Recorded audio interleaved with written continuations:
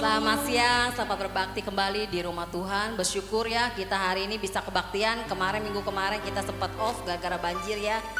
Tapi kita bersyukur pada hari ini kita bisa kebaktian kembali di tempat ini. Cuaca juga cerah, puji Tuhan. Yuk kita mau siapkan hati kita untuk memulai ibadah kita pada siang hari ini. Kita mau ucapkan syukur kepada Tuhan untuk setiap kebaikan Tuhan, untuk setiap perbuatan yang dalam kehidupan kita. Haleluya.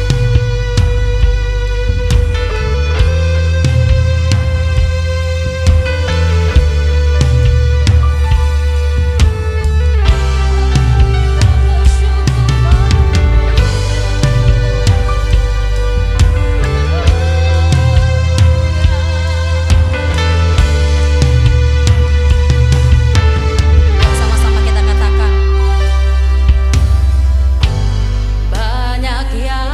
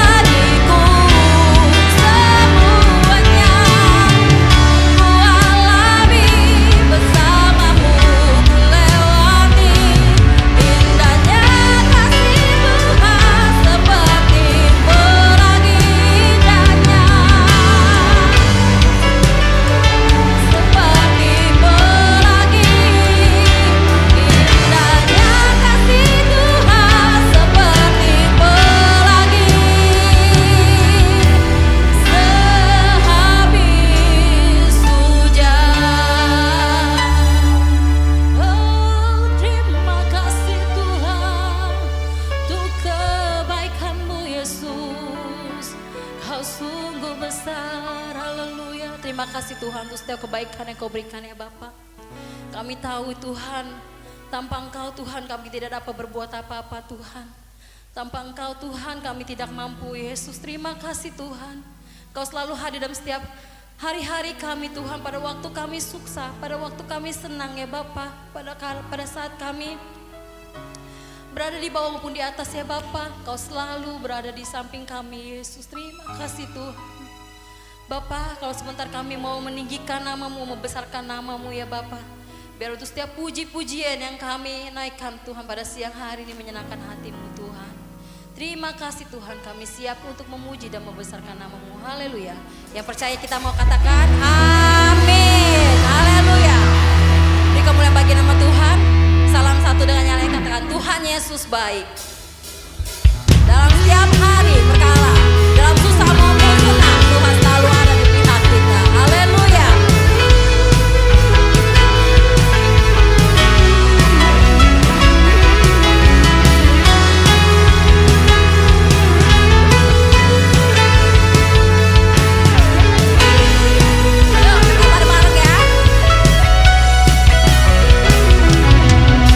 Terima kasih Tuhan.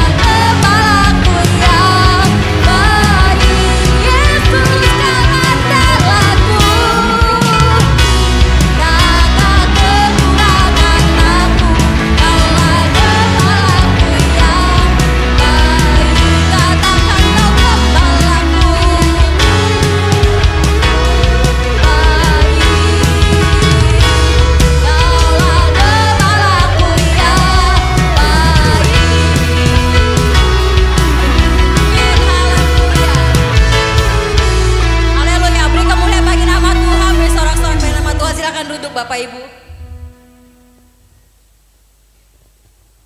Lagu keempat ini ya, tentang anugerah Tuhan. Anugerah Tuhan itu diberikan kepada kita dengan cuma-cuma ya. Walaupun kita tidak layak menerimanya, tapi Tuhan memberikan. Dia berikan keselamatan bagi kita, dia berikan kehidupan ya bagi kita. Kita mau katakan sama-sama, Tuhan penyertaan-Mu ada segalanya dalam kehidupan kami Tuhan. Kau memberikan kekuatan bagi kami Yesus. Kau meneguhkan kami ya Bapa. Haleluya.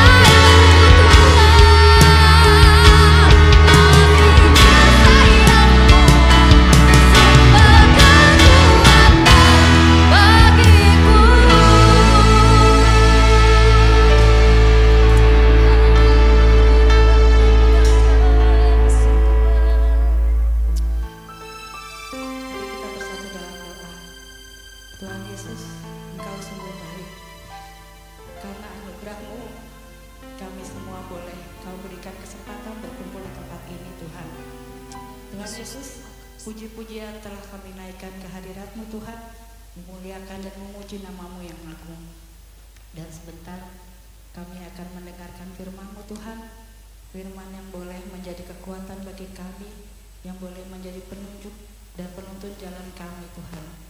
Bukakan telinga, hati dan pikiran kami Tuhan, dan biarkanlah suara Tuhan saja yang boleh kami dengar hari ini. Tuhan berkati juga hamba-Mu yang akan menyampaikan firman-Mu Tuhan, agar boleh kami dengarkan dengan baik Tuhan, dan boleh menyampaikan kabar kebenaran-Mu ya Tuhan, dan kabar keselamatan daripada-Mu. Tuhan Yesus, berfirmanlah kepada kami telah siap mendengarnya. Terima kasih Tuhan Yesus, haleluya, amin. Amin. Silakan duduk jemaat Iktus. Kita mau mendengarkan firman Tuhan. Silakan untuk hambanya. Puji Tuhan. Shalom semua. Iya. Setelah minggu lalu kita tidak berkumpul, kita ketemu lagi minggu ini. Itu harusnya suatu kerugian bagi kita kalau kita tidak beribadah. Sebagai anak Tuhan, jangan sekali-kali kita tinggalkan ibadah seperti firman Tuhan katakan, ya. Karena kalau api kumpul, maka jadi api yang besar. Tapi kalau apinya masing-masing akan gampang padam, akan gampang hilang. Ya. Itu sebabnya kekristenan itu selalu harus ada persekutuan. Supaya kita satu dengan yang lain itu saling menguatkan. Karena selama ada kita hidup, selalu ada masalah. Ya. Kalau kita jalan sendiri, nggak akan bisa. Tuhan ciptakan manusia itu laki-laki dan perempuan. Karena manusia nggak bisa jalan sendiri. Harus perlu pasangan, harus perlu teman, harus ada yang menopang kita. Nah, hari ini kita mau belajar satu perkataan yang sudah sering kita ucapkan seperti tadi ya. Yaitu kata shalom. Oh iya di situ, thank you Om. Sering kita katakan, sering kita ucapkan, tapi kita harus sama-sama mengerti apa sih arti kata shalom itu. Kita mau belajar sama-sama ya. Karena singkat saya waktu saya masih sekolah minggu, nggak pernah ada kata shalom nih. Dulu waktu kita sekolah minggu ngomongnya damai sejahtera ya. Shalom ini mulai ngetren tuh kayaknya tahun 90-an deh. Ya, yang sekolah minggu baru-baru pasti setiap hari dengannya shalom. Tapi waktu kita masih kecil-kecil dulu tuh nggak ada tuh kata shalom. Ya. Mulai ngetren juga tuh Pak Jokowi, Presiden Jokowi yang pakai kata shalom. Presiden-presiden sebelumnya tuh dari pertama sampai yang ke-6 nggak ada kata shalom. Mulai presiden ke-7 baru ada kata shalom. Baru ngetren tuh kata shalom. Ya. Baru semua orang tahu shalom. Sebetulnya kalau dari bahasa, shalom itu sama dengan salam ya. Salam itu dari bahasa Ibrani. Kalau Bapak Ibu cari di kitab Perjanjian Baru, sampai kapanpun tidak akan ketemu. Karena Perjanjian Baru dalam bahasa Yunani. Yunani nggak kenal kata shalom, adanya Irene. Ada yang namanya Irene? Irene itu sama dengan shalom ya. Nah, apa sih arti shalom? Yang kita tahu shalom itu kan artinya damai. Ya. Damai sejahtera. Bagus sih sebetulnya. Penerjemahan kata shalom dalam bahasa Indonesia ini bagus. Karena memang itulah arti shalom. Damai dan sejahtera. Shalom itu bukan hanya keadaan tenang, kondisi aman, tidak ada peperangan. Bukan hanya itu. Shalom itu bukan hanya hal-hal yang fisik, ya, tapi dua-duanya secara fisik dan secara rohani. Itu arti shalom. Karena keterbatasan bahasa Ibrani itu terlalu luas ya dibandingkan bahasa kita Indonesia. Jadi kadang-kadang arti shalom itu yang kita itu kayak kata-kata biasa aja, padahal artinya tuh luas. Nah, kita belajar dulu ya tentang shalom ini. Ini pendahuluan ya supaya nanti kita mengerti ke dalamnya ya. Yang benar apa? Shalom pakai H atau shalom pakai Y? supaya kita sama-sama mengerti ya. Ayo, yang guru bahasa Indonesia, oh guru bahasa Inggris adanya di sini nih. Guru bahasa Indonesia, mana nih, nggak ada ya. Yang betul shalom pakai H atau shalom pakai Y. Karena di Indonesia, ejaan Indonesia tuh nggak ada kata SH, nggak ada. Adanya SY, ya, syair, syahdu, ya, nggak ada pakai SH. Jadi shalom itu bahasa Ibrani diterjemahkan Indonesia seharusnya pakai Y, shalom, ya. Berarti kan sebenarnya kalau selama ini kita ngomong shalom itu sebenarnya kita salah loh. Itu kita ngomong dalam bahasa Inggris sebetulnya, bukan dalam bahasa Indonesia. Kalau bahasa Indonesia sebenarnya shalom, ya. Nah, shalom aleihim, sering kita dengar kan itu, ya. Sebetulnya itu sama seperti kaum muslim, shalom, assalamualaikum. Sama itu sebetulnya. Nah, artinya shalom aleihim itu damai sejahtera turun atas kamu. Jadi yang ngomong itu harus lebih tinggi daripada yang dengar, ya. Posisinya harus lebih tinggi. Jadi yang ngomong itu umpamanya pemimpin, presiden, atau yang lebih tinggi dari kita. Dia yang ngomong shalom aleihim. Dijawab aleihim shalom, ya. Kenapa pakai aleihim? Itu karena artinya itu banyak. Kalau kebalik. Kalau orangnya satu, shalom alaika, ya.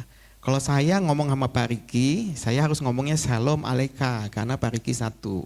Kalau saya ngomong sama semua ini, saya harus ngomongnya shalom alaihim, ya. Sebenarnya yang tetangga kita juga salah dia. Kita sebetulnya kalau ketemu orang Muslim gitu kita nggak boleh ngomong shalom alaikum, kita harus bilang shalom alaika karena dia satu. Kecuali kita lagi khotbah Jumat, nah kita ngomongin shalom alaikum, ya semuanya banyak gitu ya. Oke, itu pengenalan saja ya. Oke, kenapa kita manusia itu perlu damai sejahtera? Ada lagu sekolah minggu kan? Hati manusia itu seperti donat. Guru sekolah minggu, ada yang bisa tolong ke depan nyanyiin lagunya? Hati manusia itu katanya seperti donat, di tengahnya itu bolong, ya. Itu sebabnya kita sebagai manusia itu nggak pernah rasakan damai, nggak pernah rasakan ketenangan di hatinya, karena ada sesuatu yang hilang di hatinya, ada bolong besar di hatinya, dan bolong ini tidak bisa diisi dengan apapun, dengan segala kekayaan, dengan segala ketenaran, dengan segala macam, itu seperti lubang kosong yang tidak dapat diisi dengan apapun. Itulah damai yang hilang sejak manusia jatuh di dalam dosa. Seperti firman Tuhan katakan, semua orang telah berbuat dosa dan telah kehilangan kemuliaan Tuhan. Ada yang hilang di hati kita. Akibat ada yang hilang, kita hilang damai sejahtera. Akibat hilang itu, kita menjadi takut. Karena takut, manusia mulai membuat dewa-dewa, membuat ala-ala, membuat sesuatu yang lebih besar dari manusia, dengan harapan sesuatu yang lebih hebat itu melindungi dia dari rasa takut. Itu sebabnya di setiap suku pasti ada agama. Di setiap suku pasti ada Tuhannya masing-masing. Itu yang membuat manusia seperti itu. Karena kita kehilangan damai sejahtera. Nah, kita baca ya. Ya, kita baca firman Tuhan ini.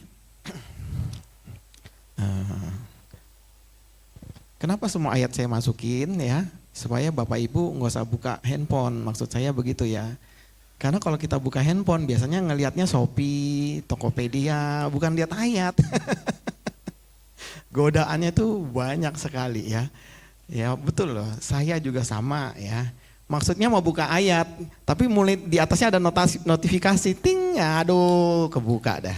Ya, oke, saya bacakan firman Tuhan dari Yohanes 14 ayat 27. Damai sejahteraku kutinggalkan bagimu, damai sejahteraku kuberikan kepadamu, bukan yang seperti diberikan dunia kepadamu, Janganlah gelisah dan takut. Ya. Ini perkataan Tuhan Yesus pada waktu Tuhan Yesus bangkit. Jadi damai, shalom itu yang kita punyai adalah asalnya dari pemberian Tuhan kepada kita. Shalom itu bukan berasal dari kita. Shalom itu berasal dari Allah, diberikan kepada kita supaya bolong di hati kita itu diisi oleh damainya Tuhan. Jadi itu pemberian ya, bukan usaha kita seperti tadi lagu Anugerah Mutu. Itu bukan kekuatan kita, bukan kebisaan kita. Semua itu pemberian Tuhan ya. Nggak akan bisa dicari dimanapun juga. Dan itulah yang dicari manusia ya sebetulnya. Kita tuh cari damai, kita tuh cari ketenangan ya. Kalau ada pepatah idiom gitu ya. Kalau mau cari surga dunia, menikahlah. Ya. Nah, yang jomblo-jomblo kalau mau bahagia, rasakan surga dunia, hidup tuh indah, menikahlah. Tapi kalau mau merasakan nerakanya dunia, menikahlah. Jadi nikah itu surga, nikah itu juga bisa jadi neraka. Amsal berkata lebih baik tinggal di sotoh rumah daripada tinggal serumah dengan seorang wanita yang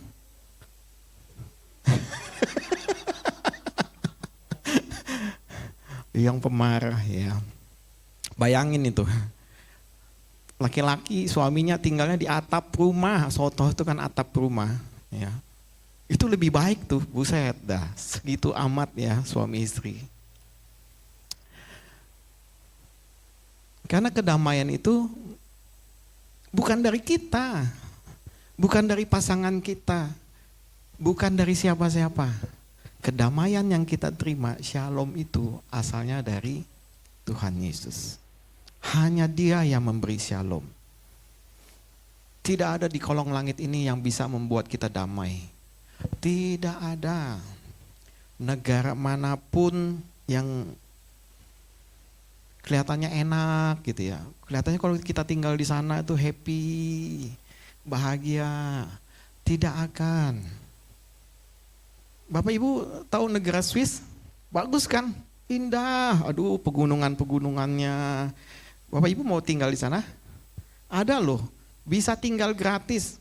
Asal dia selama berapa tahun ya, ada satu kampung ya di itu pegunungan itu, Bapak Ibu disediain rumah, disediain uang, dikasih uang, asal tinggal di situ tidak boleh keluar dari situ selama berapa tahun gitu ya. Karena apa? Penduduk Swiss itu semakin berkurang gitu loh, semakin sedikit. Dan anak-anak muda yang di kampung-kampung itu udah tinggalnya di kota, nggak mau balik lagi ke kampung. Jadi kampung-kampung itu yang tinggal tuh orang-orang tua semua. Sampai pemerintahnya sediain uang tuh buat tinggal di situ. Tapi tidak ada yang mau juga. Kelihatannya emang enak, indah. Coba kita tinggal di situ. 1 hari indah, pemandangannya indah. 2 hari indah, seminggu bosen. Sebulan kayak orang gila kita. Karena gak ada tetangga, gak ada siapa-siapa. Setahun mungkin akhirnya kita kabur deh. Ya. Karena tidak akan ada damai di dunia ini dengan apapun juga. Hanya pemberian Tuhan Yesus. Damai sejahtera yang Tuhan berikan bagi kita. Oleh sebab itu, satu ayat lagi kita baca ya. Kebalik lagi sih. Masih gaptek nih make ininya nih. Oh, saya megangnya kebalik. Terus ini kebalik juga. Oke, kita baca pertama ya. Karena kita telah dibenarkan oleh iman, kita memiliki damai sejahtera dengan Allah melalui Tuhan kita, Yesus Kristus. Dengan shalom yang Tuhan beri kepada kita, sekarang kita bisa berdamai dengan Allah. Ini yang pertama kali, yang utama. Sia-sia kita jadi anak Tuhan setiap hari doa, setiap hari minggu ke gereja. Kalau sesungguhnya kita nggak pernah berdamai dengan Allah.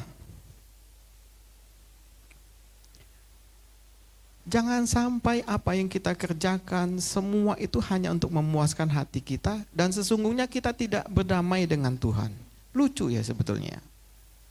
Rajin ke gereja tapi nggak pernah damai dengan Tuhan. Kalau orang tidak damai berarti orang berantem gitu ya. Kan rasanya nggak enak kan? Betul nggak? Kalau kita musuhan uangnya di gereja aja kita musuhannya. Kalau musuh kita duduk di depan pasti kita duduk di belakang. Betul nggak? Kalau musuh kita duduknya di belakang, pasti kita duduk di depan. Kalau habis ibadah musuh kita di depan pintu, pasti kita nggak bisa pulang. Kita nungguin aja. Ya. Nah, bagaimana kita kalau kita bermusuhan dengan Allah? Bagaimana hati kita bisa tenang? Bagaimana hidup kita bisa tenang dan damai? Dan pastilah sedikit-sedikit kita akan salahkan Tuhan. Sedikit-sedikit kita akan ngomel. Sedikit-sedikit kita akan, segala sesuatu kita akan salahkan Tuhan. Dan dengan damai yang Tuhan Yesus lakukan di kayu salib. Di kayu salib Tuhan Yesus tergantung di atas langit dan bumi. Melambangkan Tuhan Yesus itu menjadi pendamai antara Allah dengan manusia. Tuhan Yesus di tengah-tengah. Dia mendamaikan kita, ya, mendamaikan kita dengan Tuhan. Kalau perjanjian, kalau kita bikin perjanjian, jual beli rumah, jual beli mobil, pasti tanda tangan pihak pertama pembeli, pihak pertama penjual, pihak kedua pembeli. Pasti perjanjian itu harus ditandatangani oleh dua orang, ya. Tapi apa yang Tuhan Yesus lakukan? Sebelum kita terima Dia, sebelum kita berdamai dengan Tuhan, Tuhan Yesus sudah lebih dahulu melakukannya. Dia memberikan damai kepada kita. Tuhan Yesus telah mendamaikan kita dengan Allah. Respon kita juga harus mau berdamai dengan Tuhan. Kita harus rendahkan hati kita. Kita harus sadar sesungguhnya kitalah yang butuh itu. Bukan Tuhan yang butuh. Tuhan gak perlu. Tapi kitalah manusia. Seperti perumpamaan orang yang berhutang kepada raja yang talentanya sampai besar sekali.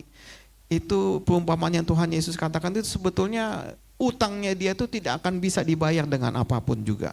Karena utangnya terlalu amat banyak dan tidak masuk di akal sebetulnya. Seperti itulah sebetulnya sesungguhnya utang kita kepada Tuhan. Namun Tuhan yang menciptakan manusia, Tuhan mengasihi kita manusia, ya. Bersyukur kita di dalam Tuhan Yesus. Bukan kita yang mencari Tuhan, Tuhan yang mencari kita. Betapa besar kasih Tuhan kepada kita. Betapa hebatnya Tuhan sayang sama kita. Respon kita sekarang bagaimana? Memang Tuhan kasih keselamatan kepada semua manusia. Saya percaya itu, amin. Ya. Tapi tidak semua manusia diselamatkan. Kita harus sadar juga. Karena tidak semua manusia mau terima. Kita di sini mau terima kan? Kita mau terima Tuhan Yesus. Kita mau berdamai dengan Tuhan Yesus. Kalau dulu di perjanjian lama itu, kalau manusia mau beribadah kan harus ada korban. Harus ada darah yang tercurah. Baru manusia boleh menghadap Tuhan yang suci. Karena darah yang sudah ditumpahkan itu. Sekarang kita manusia, kita ini sekarang ya. Setiap saat, setiap waktu kita bisa datang kepada Tuhan Yesus, kepada Bapa, karena ada darah Yesus di dalam kehidupan kita. Sekali untuk selama-lamanya. Sehingga setiap apapun yang kita lakukan, kita boleh datang kepada Tuhan. Dalam kondisi apapun juga, kita setiap saat bisa datang kepada Tuhan. Karena ada darah Yesus dalam kehidupan kita. Sekalipun kita berbuat dosa, seringkali dosa itu, iblis itu membisikkan kepada kita, kita ini gak layak di hadapan Tuhan. Ya, memang sih, betul. Kita ini sebenarnya gak layak, banyak dosa, banyak kemunafikan yang kita bikin. di gereja Shalom, tapi di luar belum tentu. Banyak. Tapi apakah itu menghalangi kita datang kepada Tuhan? Enggak. Karena ada darah Yesus dalam kehidupan kita. Setiap saat, setiap waktu, walaupun kita jatuh dalam dosa, Tuhan tetap terima kita apa adanya kita.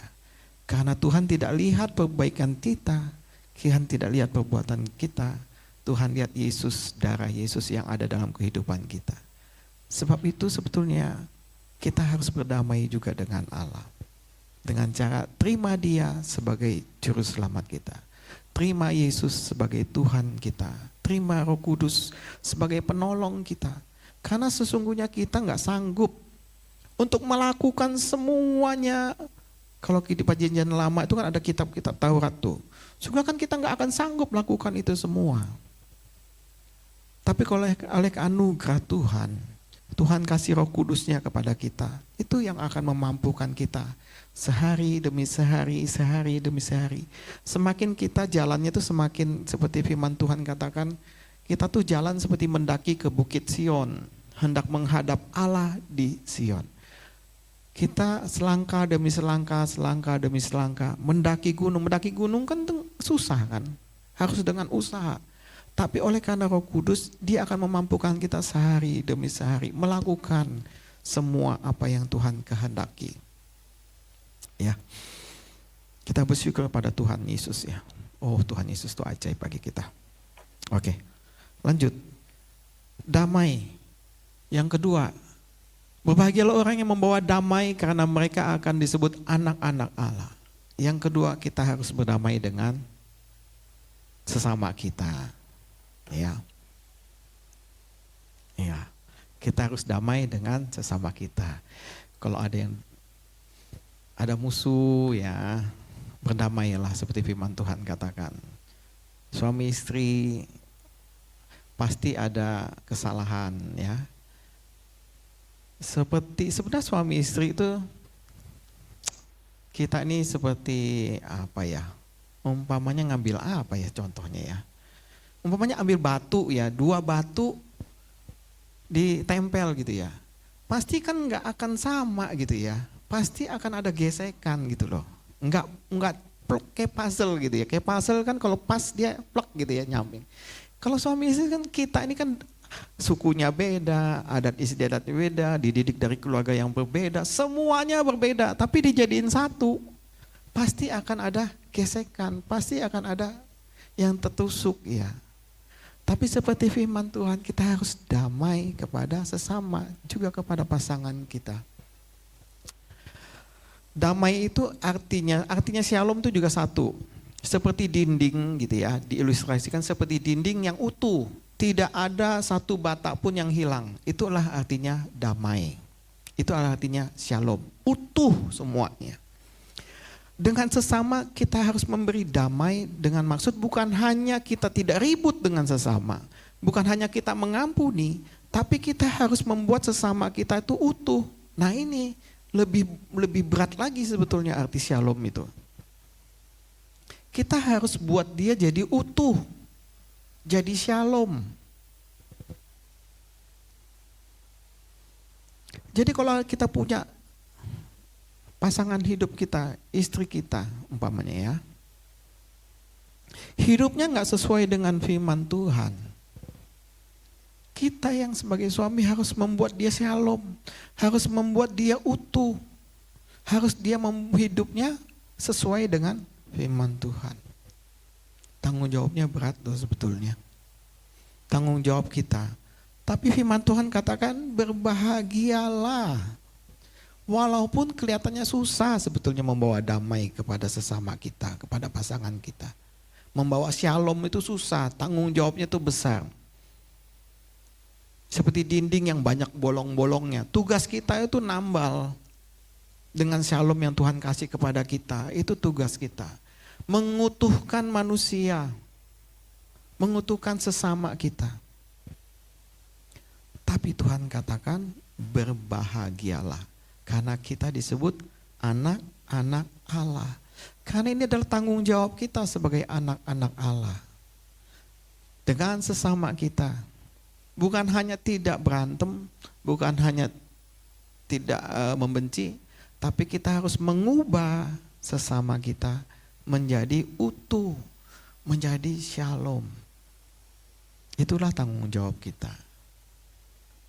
Dengan segala yang kita bisa, dengan segala talenta kita, dan dengan pertolongan Roh Kudus, pasti kita akan bisa.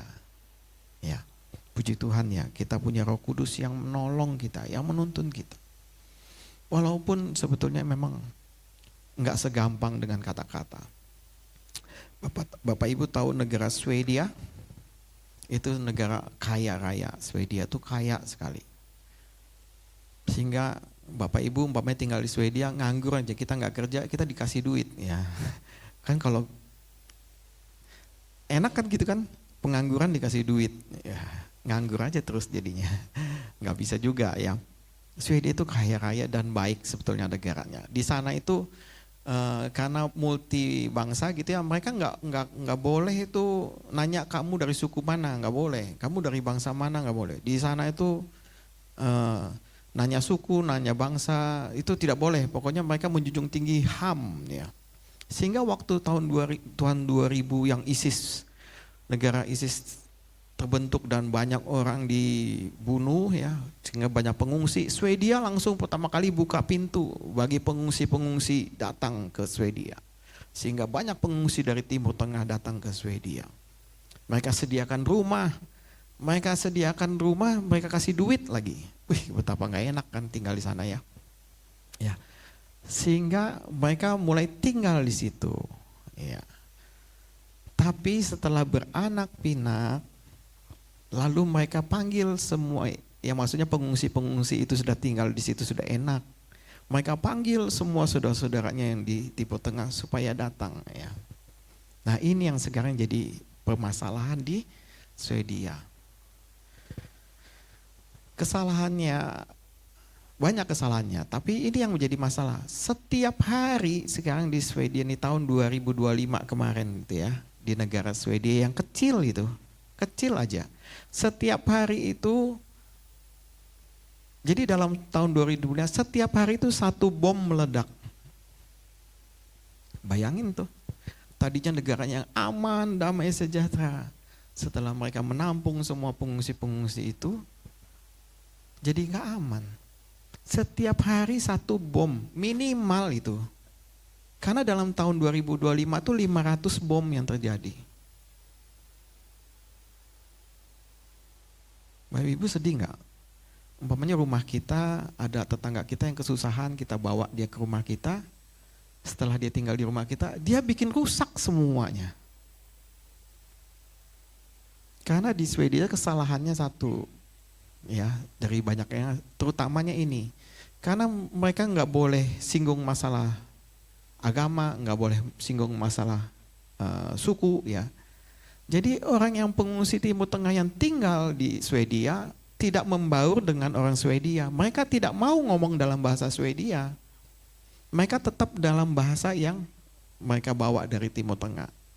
Jadi mereka tetap ngomong pakai bahasa itu, mereka tidak mengerti bahasa Swedia, mereka hidup dan bikin negara di dalam negara. Ya. Dengan skill yang kurang, akhirnya yang bisa mereka lakukan adalah kekerasan. Ya. Tadinya negara Swedia itu mau bikin damai, ya, mau menolong gitu ya. Sekarang mereka kepusingan sendiri. Sekarang mereka sediakan uang, kalau pengungsi itu mau pulang ke kampung halamannya dikasih uang satu orang itu 1 miliar. Ya, uang Indonesia ya, 1 miliar gitu. Tapi tidak ada yang mau pulang. Ya, orang Swedia ini lucu juga, pendekatannya itu lembut banget, lembek banget gitu ya. Coba kalau dia di Timur Tengah udah dipenggal gitu ya. Tapi kalau di Swedia enggak, lembut banget. Udah bikin jahat, dikasih duit lagi, suruh pulang. Itu sekarang yang terjadi di daerah Swedia. Sampai sekarang mereka masih pusing ya. Karena mereka enggak lakukan dengan kekerasan. Mereka mencoba dengan cara yang lembut ya. Mereka sediain perumahan, akhirnya mereka sediain begini. supaya ini nggak bermasalah, dikumpulin tinggalnya di pinggiran-pinggiran kota gitu ya, di pedesaan dikumpulin di situ ya. Cuma masalah dari pedesaan ke kota kan nggak jauh gitu loh. Mereka tetap ngumpul di sana, bikin rusaknya tinggal datang ke kota ya. Nggak tahu deh, mereka sampai sekarang masih bikin masalah. Dan itu banyak terjadi di negara-negara Eropa sekarang ini. Kayak Prancis, kayak Italia. Sekarang problem mereka sama. Ya. Tapi beda sama Australia. Australia juga terima pengimigran, cuma Australia keras. Imigran itu harus bisa bahasa Inggris, karena bahasa mereka kan bahasa Inggris kan, ya. Jadi mereka terima, tapi kamu harus bisa bahasa, nggak boleh pakai bahasa daerah kamu, harus pakai bahasanya orang Australia. Lalu disurvei setiap berapa kali gitu, dicek dia, kamu kerja enggak? Kalau enggak kerja, wah nggak boleh, diusir. Kamu sekolah enggak? Anak-anakmu sekolah enggak? Harus sekolah. Harus punya pendidikan. Nah itu bagus kan begitu ya. Ditolong tapi juga dibina. Swedia enggak ditolong, dimanja. Ya akhirnya mereka kan enggak mau kerja kan, dapat duit terus ya. Ini ditolong tapi dibina. Nah inilah perumpamaan ini, seperti itulah kita. Kita membawa shalom, membuat manusia itu utuh. Bukan hanya kita tolong. Dikasih duit, ditolongin, lagi susah dikasih duit. Bukan seperti itu yang Tuhan mau. Kita harus bentuk dia utuh. Seperti kita juga bisa berdiri di atas kakinya sendiri. Bisa mandiri menghadap Tuhannya sendiri. Dia ke gereja, dia ikut Tuhan bukan karena kita, tapi karena dia percaya sama Tuhan Yesus sendiri. Ini tugas kita sebagai anak-anak Allah, ya. Tolong ya, kita ini bukan sales ya. Sales yang jual-jual nama Yesus. Sehingga dengan segala cara kita berharap, kita senang tuh kalau orang terima Yesus. Sehingga dengan segala cara kita usaha supaya orang datang ke gereja. Sediain sembako supaya orang kalau datang ke gereja dikasih sembako. Dijanjiin dikasih duit. Dijemput-jemputin. Pulang dikasih uang, dikasih sembako. Tidak seperti itu caranya. Kita harus mendewasakan dia, shalomnya ada dalam kehidupan dia. Sehingga dia juga dewasa. Menghadap Tuhan secara pribadi. Ya. Lalu yang ketiga, dalam segala keadaan. Janganlah khawatir tentang apapun juga, tetapi nyatakan dalam segala hal keinginanmu kepada Allah dalam doa dan permohonan dengan ucapan syukur. Dan damai sejahtera Allah, shalomnya Allah, yang melampaui segala akal, akan memelihara hati dan pikiranmu dalam Kristus Yesus. Kita harus berdamai dengan Allah, berdamai dengan sesama. Kita juga harus berdamai dengan segala keadaan yang kita alami. Jalan hidup kita tidak selalu mulus ya. Justru jalan hidup kita tuh harus banyak goncangan. Sejarah manusia itu enggak pernah mulus. Sejarah manusia itu banyak tragedinya. Kenapa orang yang tinggal di Indonesia itu sebetulnya lebih happy loh. Kita ini sebetulnya di Jakarta ini lebih happy. Enggak kayak yang ditinggal di umpamanya di Amerika. Mereka tuh pagi kerja, pulang, udah capek, istirahat tidur, lagi kerja, lagi begitu terus kayak mesin. Kita di Indonesia, di Jakarta tuh enak. Pagi kerja, siangnya banjir. Nah itu kan jadi cerita tuh, nggak bisa pulang gitu ya. Kayak di Jakarta kita tuh hidupnya nggak monoton gitu ya. Tiba-tiba tuh banyak goncangannya. Dan itu yang membuat kita sebetulnya bahagia loh. Itu yang membuat kita hidup. Banyak tragedi terjadi, justru itu yang membuat kita bahagia. Coba ya. Bapaknya siapa? Devi. Anakmu siapa? Feby, aku ingatnya si kecil lagi, Giselle. Feby. Umpamanya ada nenek-nenek mau nyebrang ya Feby ya. Feby kan baik kan, dibantuin tuh nenek-nenek nyebrang gitu ya, sampai ke seberang. Terus coba Devi lihat sekeliling, ada nggak yang memperhatikan Devi? Nggak bakal ada. Coba kalau Devi, nenek-nenek itu nyebrang, terus sampai di seberang Devi pukul tuh nenek atau Devi jatuhin tuh. Saya percaya pasti yang nonton tuh banyak banget. Kalau kita bikin baik, itu nggak ada yang nonton. Tapi kalau kita bikin jahat, yang nonton banyak. Karena manusia kecenderungan hatinya adalah senang hal-hal yang begitu. Berita jelek itu lebih senang kita dengar. Gosip-gosip itu lebih senang kita dengar. Orang kecelakaan kita lebih senang ya.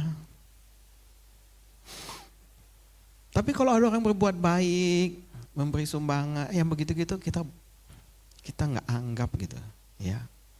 Kita nggak perhatikan gitu ya. Padahal justru itu yang baik ya. Itulah manusia. Seperti firman Tuhan katakan, manusia di akhir zaman kasihnya akan semakin pudar ya. Kecenderungan hati kita itu kepada yang jahat-jahat.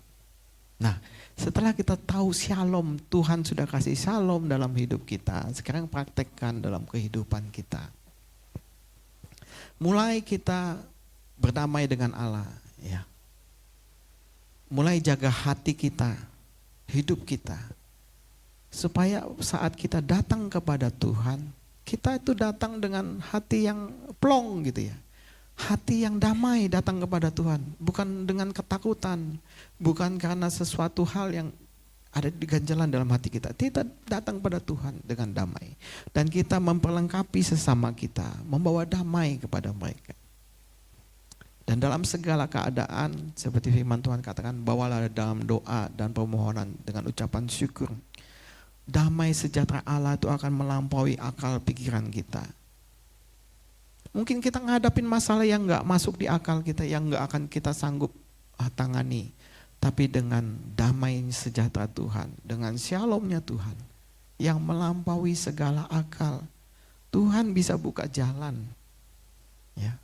Sebab itu firman Tuhan katakan jangan takut. Kalau tidak ada damai, pasti jadinya takut.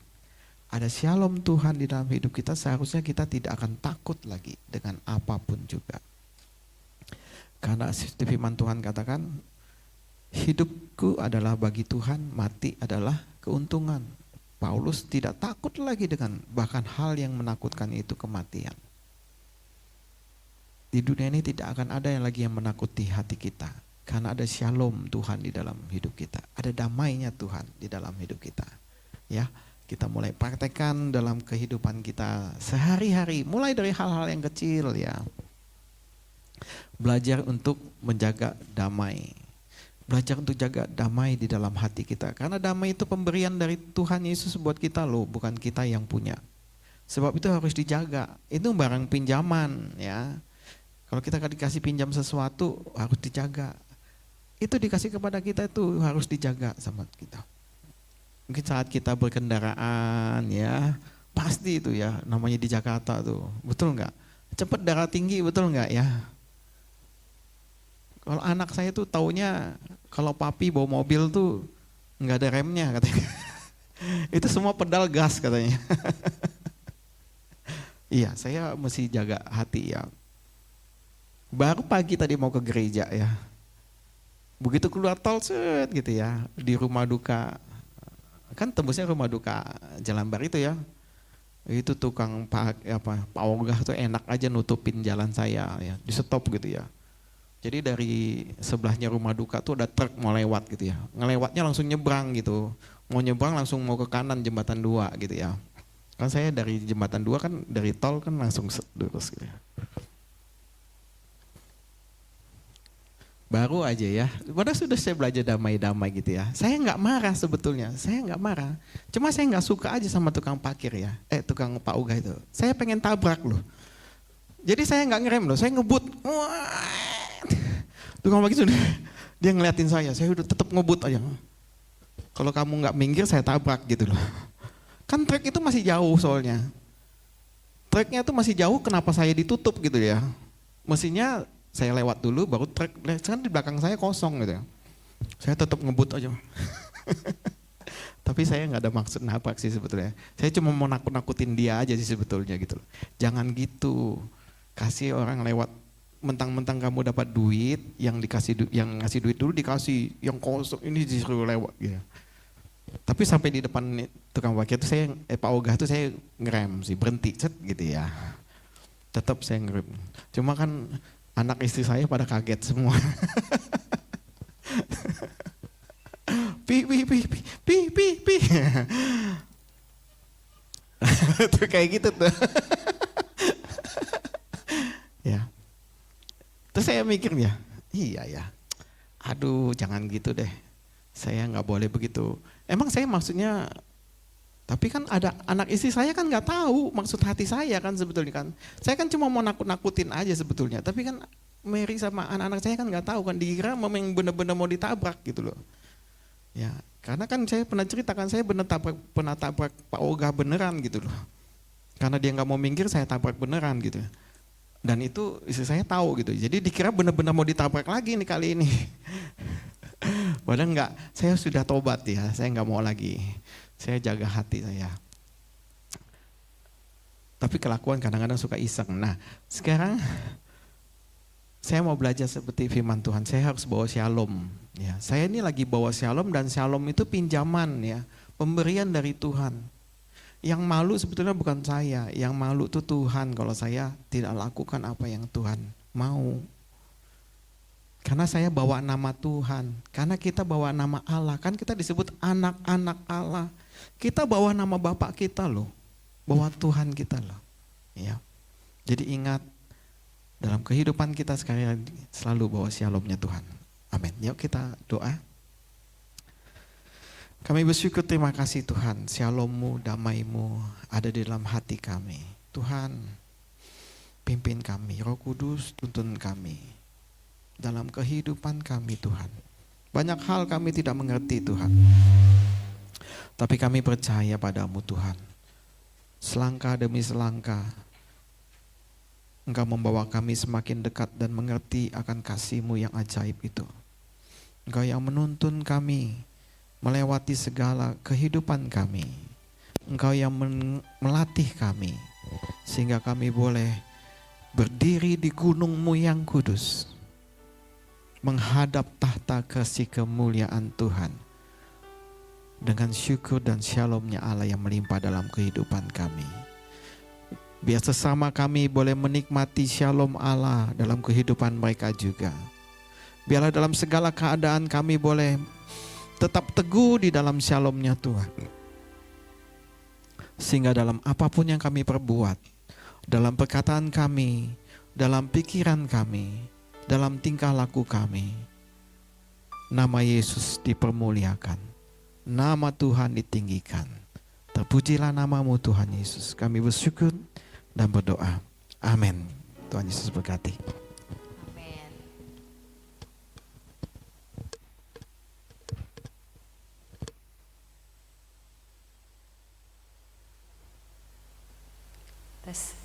Terima kasih untuk Pak Hani yang sudah menyampaikan firman Tuhan. Kiranya Tuhan berkati selalu Bapak serta keluarga, menjadi berkat dimanapun Bapak pelayanan. Dibacakan waktu jemaat untuk minggu depan. Kebaktian seperti biasa ya, jam 1 di tempat ini. Minggu depan dilayani oleh Gembala kita, Bapak Riki Watulingas. Terus untuk doa puasa tetap berlanjut ya. Jangan sampai bolong-bolong sampai tanggal 8 Februari. Tetap semangat. Walaupun gak ada yang perhatikan, kita semua dewasa ya dalam Tuhan ya.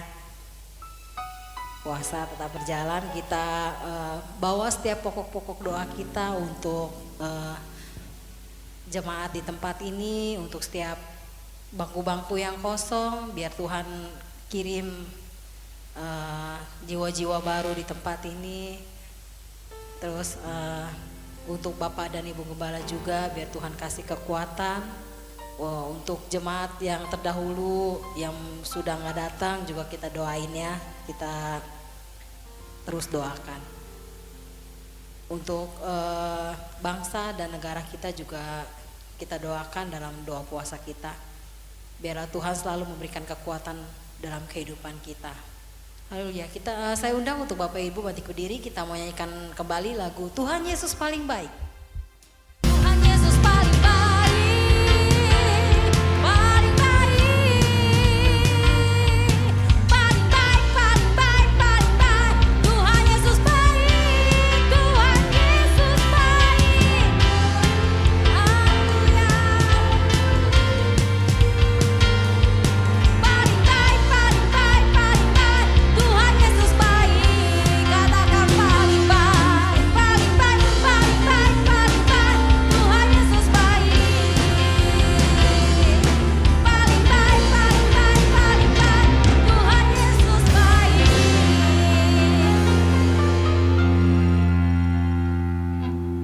Bapa di dalam sorga, Tuhan Yesus yang baik, terima kasih buat hadirat-Mu di tengah-tengah kami, memimpin ibadah kami dari awal, pertengahan, hingga akhirnya. Kami percaya Engkau sudah melawat kami lewat firman-Mu, sehingga damai sejahtera-Mu itu hidup di dalam kehidupan kami, dan juga hidup bagi orang lain untuk kemuliaan nama-Mu saja. Terima kasih buat hamba-Mu yang sudah menyampaikan firman-Mu, kekuatan, hikmat, dan kasih kemurahan Allah menyertai hamba-Mu.